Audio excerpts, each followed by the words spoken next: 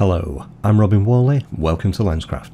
Recently I published a video where I demonstrated a number of rules that landscape photographers could use to help them in their compositions, and I asked the question at the end of it, would you like to see a video about the link between composition and photo editing?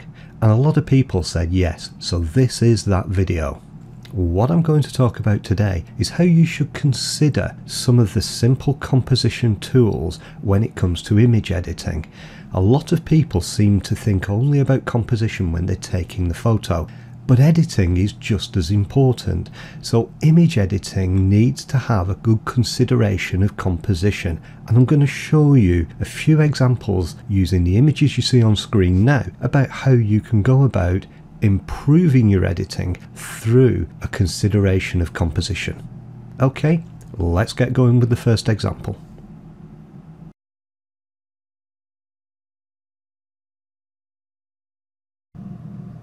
Possibly one of the most obvious examples of improving composition is the use of cropping.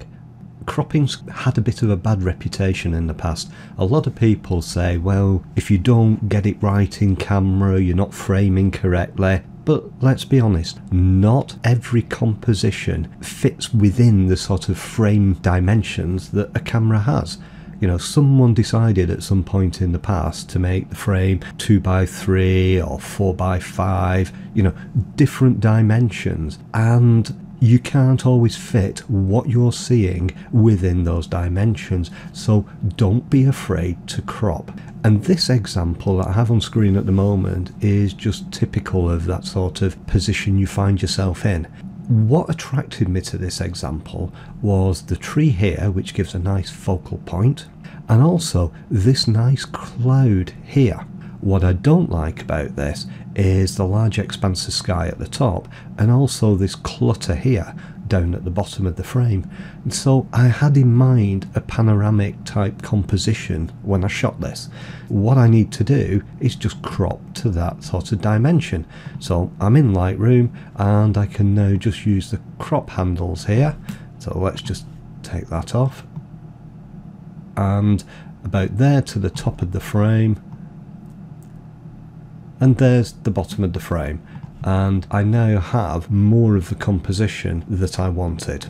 So the message here is you can't always get yourself into the position where things can be arranged within a frame. The frame dimensions definitely shouldn't constrain you, and don't be afraid to crop. One of the first things you need to do when you're editing your image is get the crop corrected. So start by cropping your image.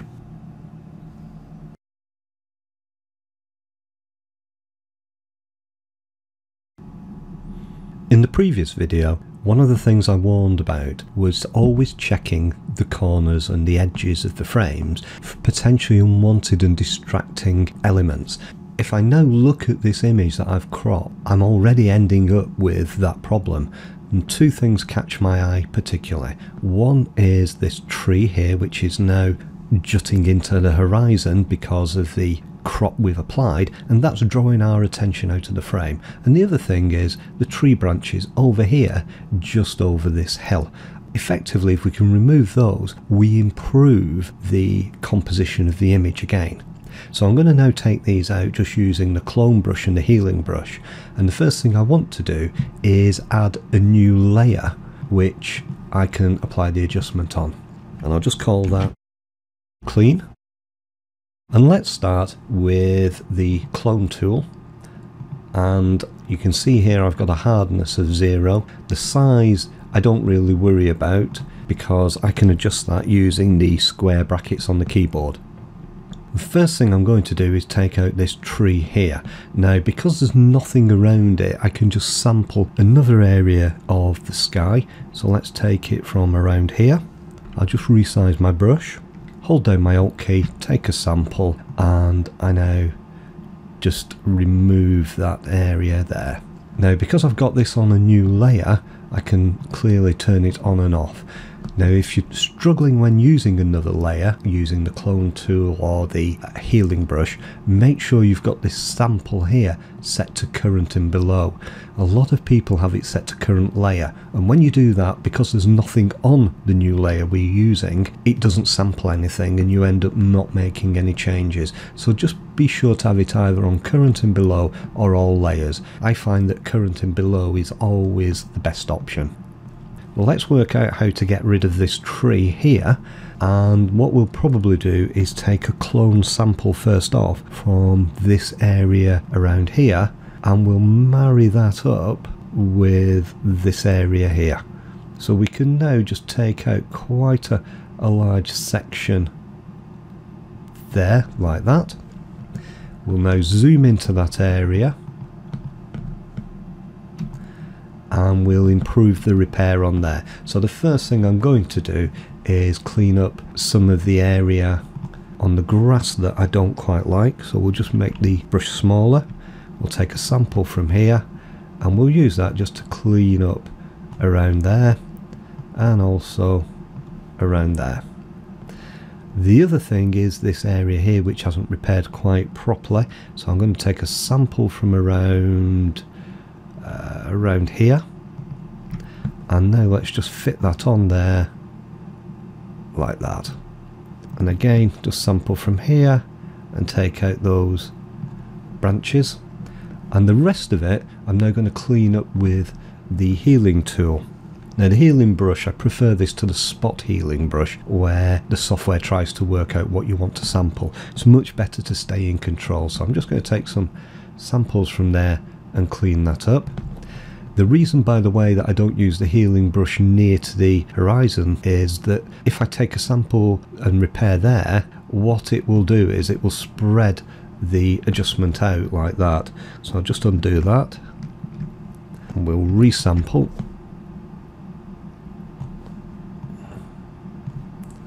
And that looks okay.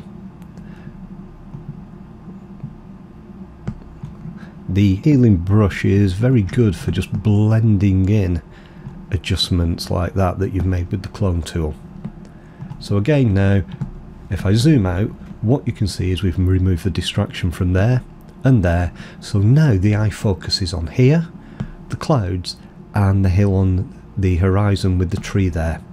A much better composition just by cleaning up some of the edges of the frame. So there's the original, there's the adjusted version, and it's an improvement.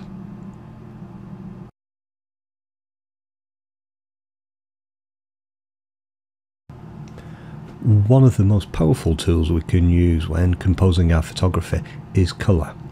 And if you take this image as an example, you can see that the colour is largely concentrated in the reflection on the lake. By contrast, the sky looks fairly empty and lacking in colour. What we need to do is actually bring out the colours in the sky to help balance them more clearly with the colours in the lake. Now, although I used a neutral density graduated filter on the sky, it possibly wasn't strong enough and the sky is still quite light in relationship to the lake. So the first thing I want to do in Lightroom is add a graduated filter to select the sky. And I'll draw my filter out like this. And I don't really want to affect these trees here and here, so I'm going to clean up the edges. So I'll just turn on the mask so that I can see the areas that are being affected by the graduate. I'll just straighten that up a little bit. And now I'm going to use this brush tool that's attached to the graduate, and I'm going to use the erase option. I'm going to set the feather down at 0. I'll make sure the auto mask is on, and now I can just draw over the dark areas of the trees that I don't really want to affect.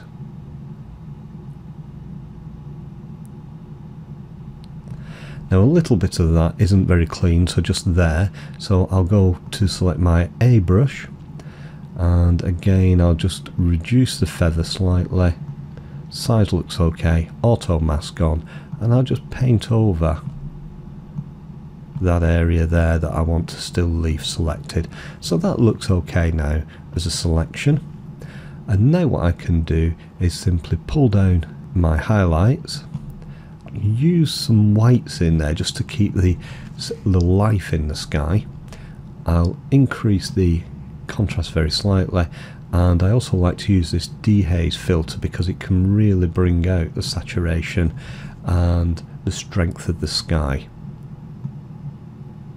And then I'll just up the saturation slightly. So that's the difference you can create by adding a graduated filter and balance two areas out. So if we look at before and after, there's the before, there's the after. Now the after is now much more attractive and balanced in comparison to the before, but all we've done is intensify some of the colours by darkening them slightly. Let's now take a look at what else we can do in terms of bringing out the colours in the image using Photoshop and the Nik collection. I'm now in Photoshop and I'm going to use the Vivaser tool just to selectively adjust the sky. And I'm going to start by making a selection now of the sky using a control point, and I particularly want to emphasise the pinks in the scene. And I'm going to do that by using the warmth slider there, and I'm going to also use the brightness slider just to darken the brightness, and that immediately has brought out a lot of colour in the sky there, and it balances it now quite nicely with the lake.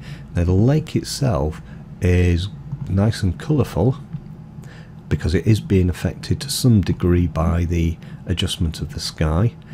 I'm just going to make sure that it's warm enough in terms of the light temperature, and I'm going to increase the contrast on the lake slightly just to improve that saturation.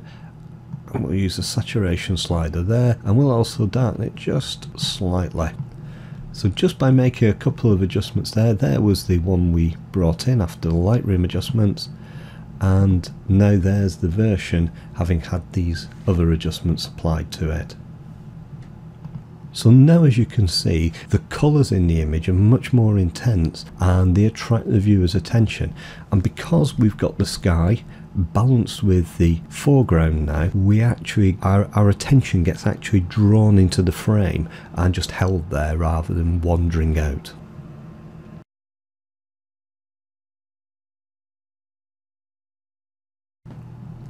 One of the oldest compositional tools that's been employed in photography and image editing is that of the vignette. The purpose of the vignette is to darken the edges of the frame, and because of that your eye wanders out of the frame much less easily, so it tends to hold the focus of attention into the centre of the frame. Now there's lots of ways you can add a vignette to an image, and a lot of the software that we use today has vignette features in there. I'm just going to do a simple adjustment using the Nik Color Effects Pro tool. In Color Effects Pro there is a vignette. It's not very effective though, and I'll show you how you can use it, but I'll also show you how you can improve on it as well.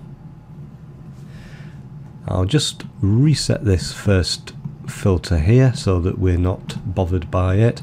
I'm going to add a new filter, and I'm going to add to that this vignette lens effect. Now you can see straight away it's very strong. It darkens unnaturally all the edges of the frame. So the first thing I'm going to do is set this to really harsh, and I'm going to now change that to get it to the shape that I want to. Now because of the way I've set it to be very dark, I can see easily where the vignette's being applied. I also want to set the center of the frame, which I'm going to set it to down here, and that allows me to see more of the foreground because the foreground leads the eye in this frame through the image, so that's quite important. The next thing I'm going to do is set the size, and I'm going to actually pull that in quite a bit more, and I'm going to now use the adjustment to lighten quite a lot of the area. So again, size, I'm going to make sure that we darken quite a lot of the frame.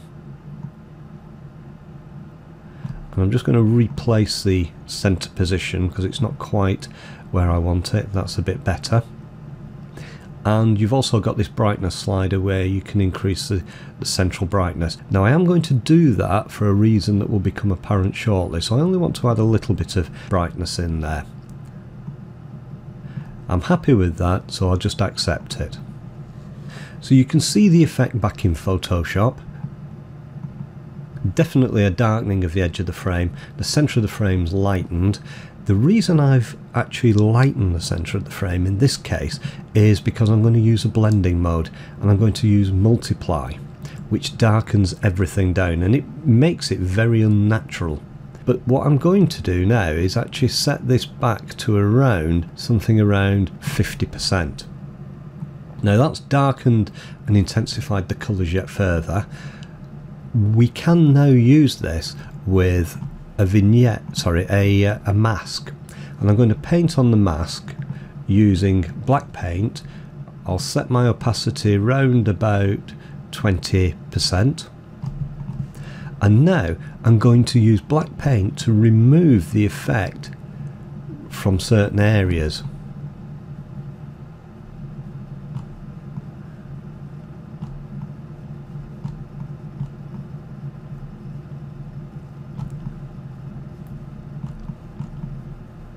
And all the time that I'm doing this, you can see that the vignette is still around the edge of the frame, but it's been removed from the bright areas. But because I've got the multiply, we lighten the centre of the frame, but with multiply it's now darkened it back down. So if I compare what I've got now with the original, you can see that there's very little difference in the centre, but there's a nice vignette around the outside that draws the eye into the frame. I can also change the opacity if I want to darken further or lighten. And the reason I start with a 50% opacity and then paint in is it allows me to adjust slightly either side, so I can either lighten the effect or darken the effect using that control.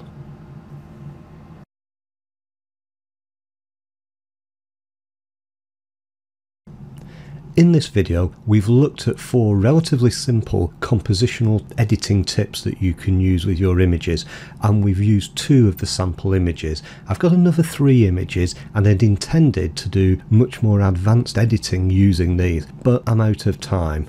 If though you do want to see the remaining images edited, leave me a comment below in the comments field and I'll see what I can do. I hope you've enjoyed the video. If you have, please give it a big thumbs up below, and also don't forget to share it and subscribe if you haven't already. I'm Whalley, you've been watching Lenscraft. I'll see you in the next video.